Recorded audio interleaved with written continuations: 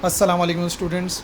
बच्चों, इलेक्ट्रिसिटी बनाने के बहुत सारे तरीके होते हैं। जैसे कि मिसाल के तौर पे बिजली हम बना सकते हैं with the help of wind, एक विंड मिल लगा के, या फिर हम इलेक्ट्रिसिटी को प्रोड्यूस कर सकते हैं यूजिंग हाइड्रो इलेक्ट्रिसिटी, डैम में पानी को महफूज करके, या फिर बहुत ही कॉमन है हमारे इर्द गिर्द, हम इलेक्ट्रिसिटी बना सकते हैं सोलर पैनल के ज़रिए, यानी कि सोलर एनर्जी से भी बिजली को बनाया जा सकता है।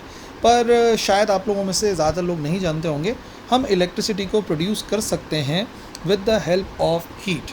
जी हाँ, हम हीट के ज़रिए इलेक्ट्रिसिटी को प्रोड्यूस कर सकते हैं और इस इलेक्ट्रिसिटी को कहते हैं थर्मो इलेक्ट्रिसिटी। सो आज का हमारा लेक्चर थर्मो इलेक्ट्रिसिटी के हवाले से है और फिर उसी में हम लोग डिस्कस करेंगे कि एक्चुअली ये थर्मोकपल क्या चीज़ होती है। तो चलिए शुरुआत करते हैं इसी वर्ड की डेफिनेशन से कि ये थर्मो इलेक्ट्रिसिटी एक्चुअली क्या है। देखो, थर्मो इलेक्ट्रिसिटी वो इलेक्ट्रिसिटी है जो कि जनरेट होती है फ्रॉम द हीट एनर्जी।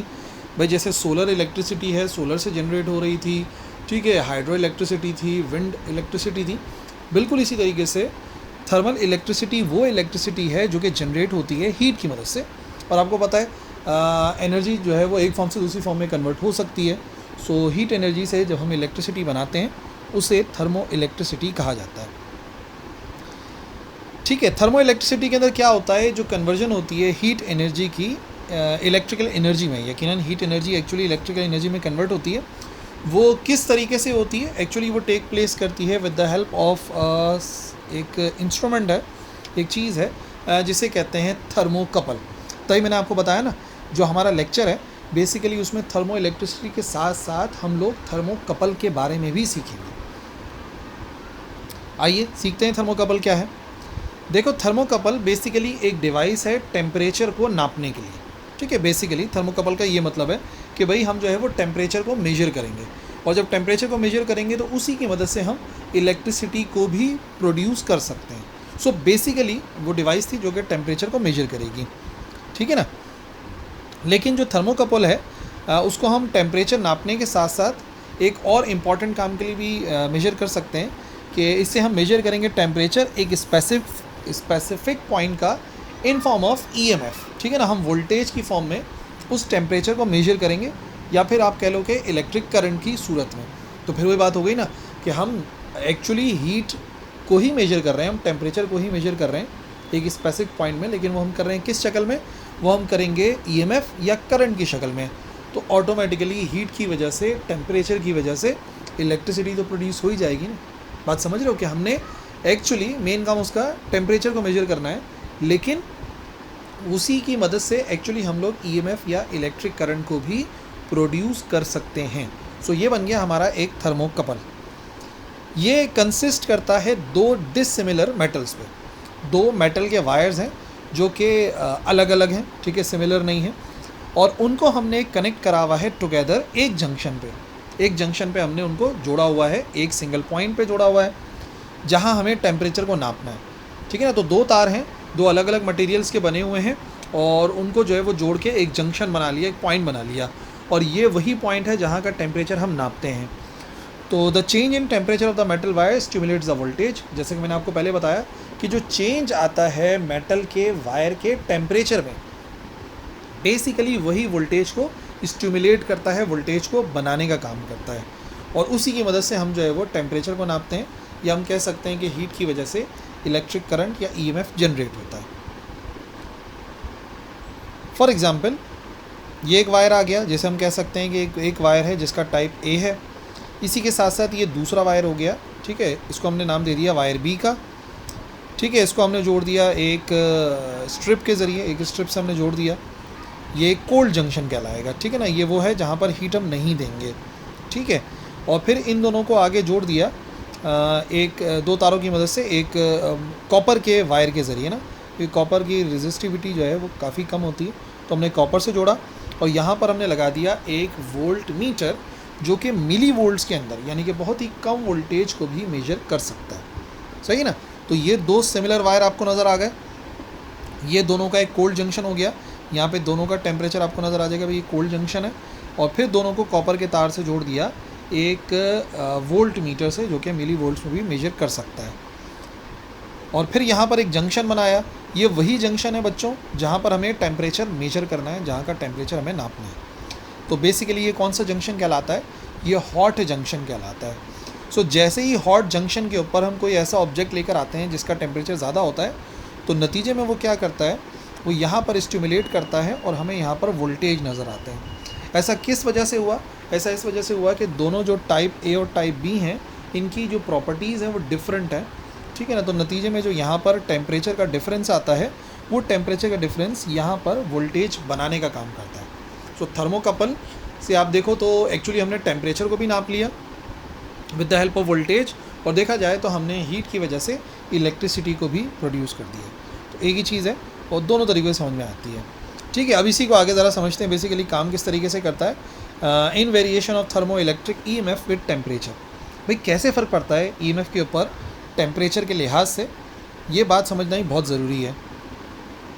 तो हम जो एग्जांपल लेंगे वो आयरन कॉपर थर्मोकपल की लेंगे, ठीक है ना, जिसके अंदर दो जो मेटल्स हैं, एक आयरन का है और कॉपर है। तो भाई देखो, एक जंक्शन जो है उसको हमने डिप किया हुआ है ऑयल बाथ में डिप किया हुआ है, और जो दूसरा जंक्शन है उसको हमने मेल्टिंग आइस पे रखा हुआ है।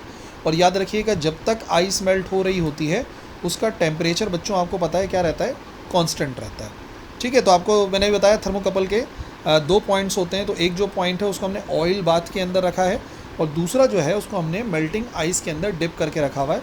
और मेल्टिंग आइस पर डिप करने का मतलब ये है कि उस टर्मिनल का जो टेम्परेचर है बेसिकली बच्चों वो कांस्टेंट रहेगा। इस तरीके की सिचुएशन है। देखो, ये आ गया हमारा कॉपर का तार, और यहाँ पर हमने इसको हॉट ऑयल के अंदर डिप करके रखा हुआ है, नीचे से उसको हीट किया जा रहा है। और ये जो दूसरा सिरा है इसको हमने आइस बाथ के अंदर डाला हुआ है। तो जब तक आइस मेल्ट होती रहती है तब तक टेम्परेचर सेम रहता है। और ये नीचे बीकर इस वजह से रख दिया कि जो भी आइस मेल्ट होगी तो पानी बन के वो यहाँ पे चला जाए, ताकि ऊपर से ओवरफ्लो ना करे। और इधर हमने एक गैल्वानोमीटर को लगा कर रखा हुआ है, जो कि बेसिकली करंट जो प्रोड्यूस होगा उसको मेजर करने का काम करता है ना, या डिटेक्ट करने का। अच्छा जी, the galvanometer shows no deflection, ठीक है। फिलहाल गैल्वानोमीटर कोई डिफ्लेक्शन शो नहीं करेगा when the temperature of both junction are same, ठीक है। तो इसका मतलब है कि थर्मल EMF 0 होगा। भाई अगर ये दोनों जो जंक्शंस हैं बच्चों, दोनों का टेम्परेचर इक्वल है, हॉट ऑयल और आइस बाथ दोनों का टेम्परेचर 0 डिग्री सेल्सियस है, तो गैल्वानोमीटर इसमें कोई भी डिफ्लेक्शन नहीं दिखाएगा, यानी कि कोई EMF जो है वो यहाँ पर प्रोड्यूस नहीं हो रहा, पहली वाली केस में। अच्छा, अब अगर टेम्परेचर जो हॉट जंक्शन का है उसको बढ़ाया जाए ग्रेजुअली, यहाँ से हम हीट दिए चले जा रहे हैं, तो ग्रेजुअली आप देखेंगे इस ऑयल का टेम्परेचर जो है वो बढ़ेगा, ठीक है। सो ग्रेजुअली जब टेम्परेचर बढ़ेगा, और जो कोल्ड जंक्शन था उसको तो हमने 0 डिग्री सेंटीग्रेड के ऊपर ही रखा हुआ है, तो जो EMF प्रोड्यूस हो रहा है यहाँ पर, जो एनर्जी मिल रही है इलेक्ट्रॉन्स को मूव करने के लिए, ठीक है ना, वो बढ़ती रहेगी टिल इट बिकम्स मैक्सिमम। एक वक्त आएगा कि वो मैक्सिमम हो जाएगी। देखो, यही जो टेम्परेचर का डिफरेंस है, यही एनर्जी का डिफरेंस है। एक तरफ वाले इलेक्ट्रॉन्स के पास एनर्जी ज़्यादा है, दूसरी तरफ वालों के पास कम है, तो यकीनन जो है वो इलेक्ट्रॉन्स मूव करेंगे, एक पोटेंशियल डिफरेंस डेवलप होगा, EMF डेवलप होगा, और वो जैसे जैसे टेम्परेचर बढ़ता रहेगा हमारे हॉट ऑयल का जो EMF है वो भी बढ़ता रहेगा। The temperature of hot junction eight which the thermo EMF becomes maximum. हम यहाँ पर देख रहे हैं कि हाँ भाई, मैक्सिमम कब हो रहा है EMF, तो जैसे ही वो EMF हो जाता है उसको हम नाम देते हैं न्यूट्रल टेम्परेचर का, और जाहिर करते हैं उसको TN से।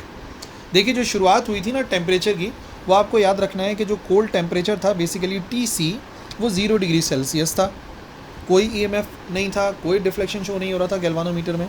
फिर आहिस्ता आहिस्ता हमने हॉट ऑयल वाला जो बाथ था उसको हीट करना शुरू करा, तो नतीजे में एक EMF जनरेट हुआ, इलेक्ट्रॉन्स को एनर्जी मिली और इलेक्ट्रॉन्स ने मूव करना शुरू करा।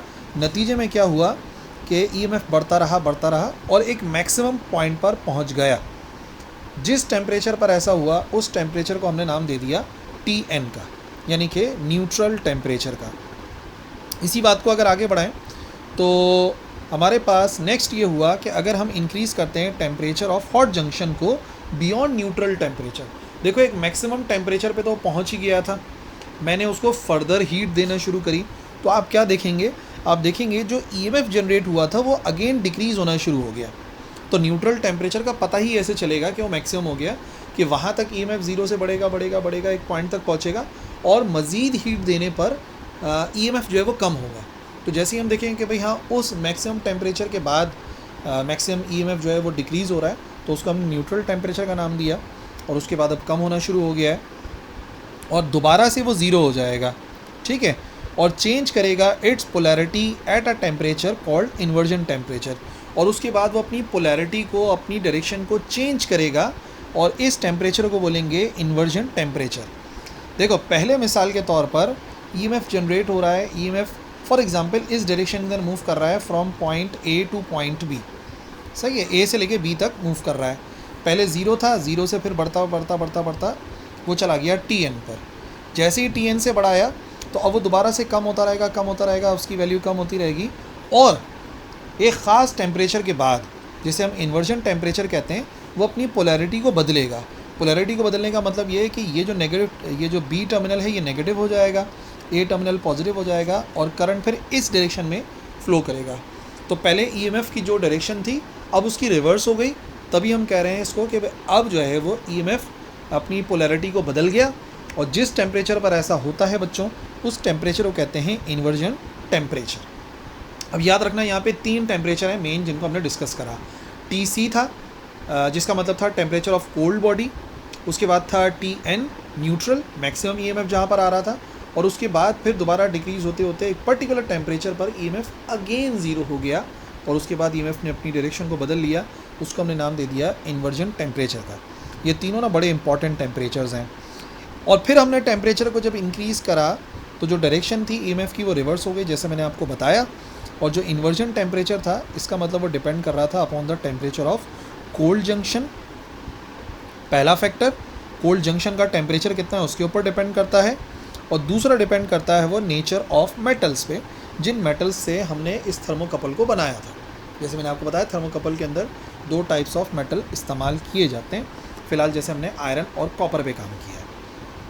आइए अब इसी को समझ लेते हैं एक ग्राफ के थ्रू, ठीक है। ये हमने बना लिया एक ग्राफ, और उस ग्राफ के अंदर एक्स एक्सिस पे हम बना रहे हैं टेम्परेचर को, और वाई एक्सिस में हमने ली है वैल्यू ऑफ ईएमएफ, ठीक है। टेम्परेचर और ईएमएफ हम इस तरीके से बनाएंगे।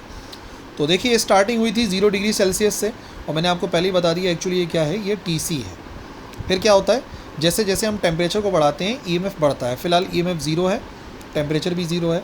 अब जैसे ही हम टेम्परेचर को बढ़ाएंगे आप देखेंगे बच्चों ईएमएफ बढ़ेगा बढ़ेगा बढ़ेगा, और एक पॉइंट पर आकर मैक्सिमम ईएमएफ हो जाएगा, सही है। एक पॉइंट पर आकर, जिस पॉइंट पर आकर ईएमएफ जो है वो मैक्सिमम हुआ है, उस टेम्परेचर को हम नोट कर लेते हैं कि एक्स एक्सिस में कितना टेम्परेचर आ रहा है, और उसको नाम दे देते हैं कि भाई ये जो टेम्परेचर है वो टीएन है, यानी कि न्यूट्रल टेम्परेचर है, जहाँ पर ईएमएफ मैक्सिमम हो गया।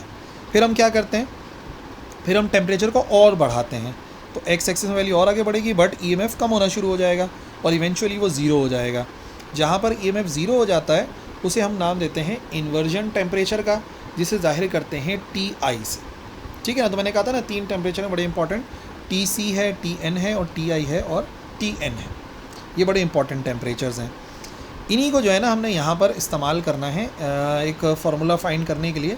उस फार्मूले को यहाँ पे देख लेते हैं। अकॉर्डिंग टू फिगर, ये जो हमारा एक्सपेरिमेंट था उसके मुताबिक अगर हम देखें तो बच्चों एक बात आपको क्लियरली नज़र आएगी कि T N minus T C, ठीक है, अगर इन दोनों का डिफरेंस निकाला जाए तो वो हमेशा बराबर आएगा T I minus T N के, ठीक है। इसमें से इसको तो डिफरेंस जो है वो दोनों का बराबर रहेगा। T N minus T C हमेशा बराबर होगा T I minus T N के। तो एक काम करते हैं, टी एन की वैल्यू को अलग कर लेते हैं। सो टी एन ऑलरेडी तो लिखा हुआ था, ये माइनस का टी एन यहाँ पे आके हो जाएगा प्लस का टी एन। अच्छा, inversion temperature T I already लिखा हुआ है, ये टी इस तरफ जाकर हो जाएगा, ये आ गया हमारे पास प्लस का टी सी, सही, यहाँ पे वैल्यू आ जाएगी प्लस के टी सी। अब ये जो प्लस का टी सी हमारे पास आया ना, ये हमने यहाँ पे लिख के छोड़ दिया। इन दोनों को ऐड कीजिए तो ये आपको क्लियरली नज़र आ रहा है कि 2TN के बराबर हो जाएगा, और ये आ जाएगा TI प्लस TC। और रीअरेंज करा तो न्यूट्रल टेम्परेचर बराबर आ गया TI plus TC divided by 2 के। तो एक बात क्लियर हो गई कि जो न्यूट्रल टेम्परेचर होता है वो neutral temperature basically cold temperature और इन्वर्जन टेम्परेचर के एवरेज के बराबर होता है, ठीक है। ये एवरेज के बराबर है किसके, इन्वर्जन टेम्परेचर और जो कोल्ड बॉडी का टेम्परेचर था उनके एवरेज के बराबर आता है हमारा TN, यानी कि न्यूट्रल टेम्परेचर। ये बात आपने अब याद रखनी है। और हमने समझ लिया variation of thermo electric EMF with respect to temperature. ठीक है, अच्छा जी। अब सबसे पहली बात है कि थर्मोकपल हम कहाँ इस्तेमाल कर रहे हैं, तो हमारी बुक में 2 एप्लीकेशंस भी हैं, उनको भी थोड़ा सा समझ लेते हैं। एक फायर अलार्म के अंदर इस्तेमाल करते हैं। देखो, थर्मिस्टर एक वेरिएबल रेजिस्टर होता है जिसकी रेजिस्टेंस बदलती है टेम्परेचर के लिहाज से। थर्मिस्टर एक ऐसे रेजिस्टर को कहते हैं जिसकी रेजिस्टेंस टेम्परेचर के लिहाज से बदलती है। टेम्परेचर बढ़ाएंगे तो रेजिस्टेंस कम हो जाएगी, टेम्परेचर कम करेंगे तो रेजिस्टेंस कम हो जाएगी। और यही वो थर्मिस्टर होता है जो कि बेसिकली डिटेक्ट करता है। टेम्परेचर डिटेक्शन हम इसकी इस्तेमाल करते हैं फायर अलार्म में, ये देखने के लिए कि कहीं पर आग तो नहीं लगी, तो एक अलार्म सा बज जाता है जिसको फायर अलार्म कहते हैं। कंस्ट्रक्शन कैसे है? फायर अलार्म एक सिंपल सा सर्किट है जो कि डिटेक्ट करता है फायर को और एक्टिवेट करता है सायरन के साउंड को या बज़र के साउंड को। अच्छा, इस फायर अलार्म के अंदर हम क्या करते हैं, रेजिस्टेंस हम लगाते हैं। एक वेरिएबल रेजिस्टर होता है और वो 10 किलो ओम्स का होता है। ठीक है जी। थर्मिस्टर जो है अप्रॉक्सीमेटली किलो ओम्स के अंदर होता है एट नॉर्मल टेम्परेचर। ये मेन 2 चीज़ें जो है वो किसी फायर अलार्म के अंदर हम लगाते हैं। ठीक है, ये देखिए हमारे पास एक स्ट्रक्चर आ गया। ज़्यादा इन डेप्थ नहीं जाना, क्योंकि बेसिकली ये जो ज़्यादातर डायोड्स वाला फंक्शन है वो अभी हमने नहीं स्टडी करा, तो सेकेंड ईयर में जाकर आता है। बस बेसिक आइडिया आपको पता होना चाहिए कि काम किस तरीके से करता है। कि हमारे पास एक थर्मिस्टर होता है, यहाँ पर एक बज़र लगा हुआ है, ठीक है, और यहाँ पर एक रेजिस्टेंस लगी हुई है जो कि आपको नज़र आ रही है। बाकी ये डायोड होते हैं D1 ना, और ये जो वेरिएबल रजिस्टर आपको बताया था 10 किलो ओम्स का, ये इधर यहाँ पर आ गया। सिर्फ हमें तो अपने काम से काम रखना है कि जो हमारा टॉपिक है थर्मो इलेक्ट्रिसिटी वाला वो बस हमें क्लियर हो जाए ना, ये हमारा है काम। तो देखिए, जैसे ही फायर बजती है, जो फायर अलार्म है उसकी रेजिस्टेंस कम हो जाती है कुछ ओम्स तक, to a few ohms as the temperature increases. सही है। मेन बात यह है कि जैसे ही आग लगेगी टेम्परेचर बढ़ेगा तो रेजिस्टेंस कम हो जाएगी। सही है। और इसकी वजह से जो ट्रांसिस्टर है वो स्विच ऑन हो जाता है। ये जो लगा हुआ है ना बच्चों, ये एक ट्रांसिस्टर लगा हुआ है, तो ट्रांसिस्टर जो है वो ऑन हो जाता है, स्विच ऑन होता है। ट्रांसिस्टर की वर्किंग बिल्कुल उसी तरीके से होती है कि वो करंट के चेंज के ऊपर डिपेंड करती है। तो जैसे ही ऑन हो गया, ठीक है, ट्रांसिस्टर ऑन हो गया, तो जो करंट है वो VCC से स्टार्ट हो जाएगा, फ्लो करेगा बज़र में। ठीक है, ये जो हमारे पास करंट था बेसिकली वो फ्लो होना शुरू हो जाएगा, कहाँ पहुँचेगा, बज़र तक पहुँचेगा, जिसकी वजह से एक बीप साउंड प्रोड्यूस होगा। ठीक है। फॉर यूनिडायरेक्शनल कंडक्शन एक डायोड को इस्तेमाल करते हैं। ये डायोड हमने इस वजह से इस्तेमाल किए है ताकि करंट एक ही सिम्त के अंदर हमेशा ट्रैवल करे, दूसरी सिम्त के अंदर ट्रैवल ना करे।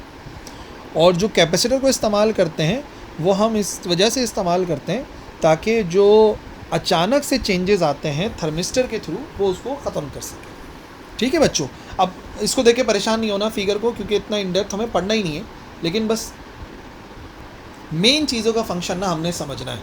मेन चीज़ें क्या क्या हैं, देखो, जैसे ही थर्मिस्टर का क्या काम है, थर्मिस्टर का काम ये है कि जैसे ही टेम्परेचर इंक्रीज़ होगा नतीजे में हमारा ट्रांसिस्टर ऑन हो जाएगा। ट्रांसिस्टर का काम था कि टेम्परेचर बढ़ने की वजह से ऑन हो जाना। ठीक है, एक बात। बज़र का काम ये था कि जब ट्रांसिस्टर ऑन होगा तो बज़र के पास करंट जाएगा इस बैटरी के थ्रू। बैटरी का काम है करंट प्रोवाइड करना। जैसे ही बैटरी करंट प्रोवाइड करेगी बज़र को, बज़र साउंड को प्रोड्यूस करेगा, तो उसका काम भी आपको समझ में आ गया।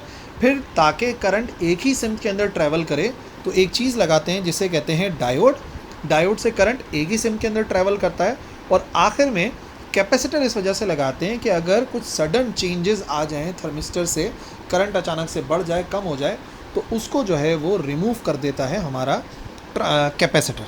सो ये हर चीज़ जो है ना, इसकी छोटी छोटी बातें आपने याद रखनी है, क्या चीज़ हमने क्यों इस्तेमाल करी है। ठीक है, मतलब उसका फंक्शन क्या है। ओके जी। और दूसरी बात जो हमें समझनी थी हमारी थर्मो इलेक्ट्रिसिटी के अंदर, उसे कहते हैं थर्मोस्टेट। थर्मोस्टेट्स क्या चीज़ होती हैं, देखो 2 वर्ड्स हैं, उनको कंबाइन किया गया है। एक वर्ड है थर्मो और दूसरा है स्टेटोस।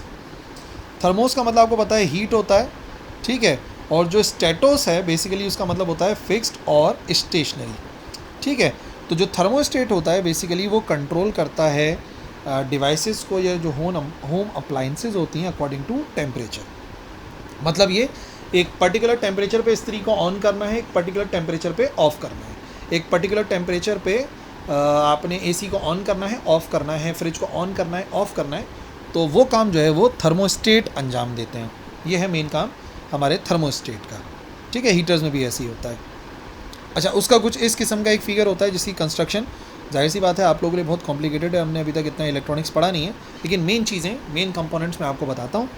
देखो, जो थर्मोस्टेट का सर्किट होता है वो कंप्राइज करता है एक वोल्टेज डिवाइडर सर्किट पे। वो तो हमें पता है कि वोल्टेज डिवाइडर सर्किट किस तरीके से काम करता है, और output on end of circuit पे, ठीक है। एक डिवाइडर सर्किट है और एक ऑन एंड ऑफ करने वाला सर्किट है। वोल्टेज डिवाइडर सर्किट क्या करता है, उसके अंदर एक थर्मिस्टर लगा हुआ होता है, ठीक है। उसमें एक थर्मिस्टर लगा हुआ है, एक वेरिएबल रजिस्टर लगा हुआ है, ठीक है। हमारे पास एक लगा हुआ है वेरिएबल रजिस्टर, ये आ गया हमारे पास वेरिएबल रजिस्टर, और हमारे पास एक थर्मिस्टर लगा हुआ है। ये दो चीज़ें लगी हुई होती हैं। ये हमारा वोल्टेज डिवाइडर वाला सर्किट है, और ये बैटरी वाली सोर्स लगी हुई है। तो ये पूरा हमारा एक सर्किट हो गया। अच्छा, जो वोल्टेज डिवाइडर का सर्किट है उसका आउटपुट कनेक्ट होता है बेस ऑफ NPN ट्रांजिस्टर से। वो एक ट्रांजिस्टर, ये जो लगा हुआ है ये एक ट्रांजिस्टर है, इसकी बेस से जुड़ा हुआ होता है जो इसका आउटपुट है, ठीक है।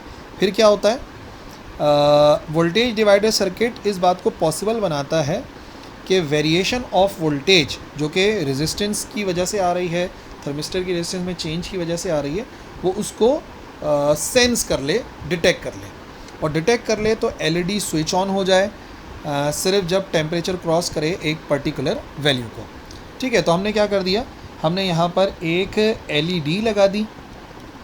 किस तरीके से काम करेगी कि भाई जैसे ही टेम्परेचर जो कि थर्मिस्टर डिटेक्ट कर रहा है, जैसे ही टेम्परेचर एक पर्टिकुलर रेंज पे पहुँच जाएगा, हमारा थर्मिस्टर ऑफ या ऑन होकर सिग्नल आगे प्रोवाइड करेगा, और वो सिग्नल आगे प्रोवाइड होगा तो LED ऑन या ऑफ हो जाएगी। तो थर्मोस्टेट जो है वो बेसिकली काम बिल्कुल इसी तरीके से करता है कि एक पर्टिकुलर टेम्परेचर पर आने के बाद वो ऑन हो जाए, जो कि LED को ऑन करके हम दिखा रहे हैं। हम उससे कोई भी डिवाइस भी ऑन कर सकते हैं, और जैसे एक पर्टिकुलर टेम्परेचर हो जाए तो वो कट ऑफ कर दे सर्किट को, यानी कि LED बंद हो जाएगी और जो भी हमने सर्किट लगाया है वो बंद हो जाएगा, ठीक है जी। सो आई नो सर्किट थोड़े कॉम्प्लिकेटेड होंगे आप लोगों के लिए, बट वो हमारा मेन कंसर्न है नहीं। मेन कंसर्न ये है कि मुख्तलिफ छोटी छोटी चीज़ों की आपने वर्किंग याद करनी है, थर्मो इलेक्ट्रिसिटी को समझना है। और अगर कोई क्वेश्चन है तो आप कमेंट सेक्शन में लिखिएगा, कोशिश करेंगे कि उसको बता सकें। लेकिन कुछ चीज़ें ऐसी हैं जो कि फर्स्ट ईयर लेवल पर नहीं है, वो सेकेंड ईयर में जाके इन डेप्थ पढ़ेंगे, तो बहरहाल वो भी आपको बता दूंगा। So that's all for this lecture. अल्लाह हाफ़िज़।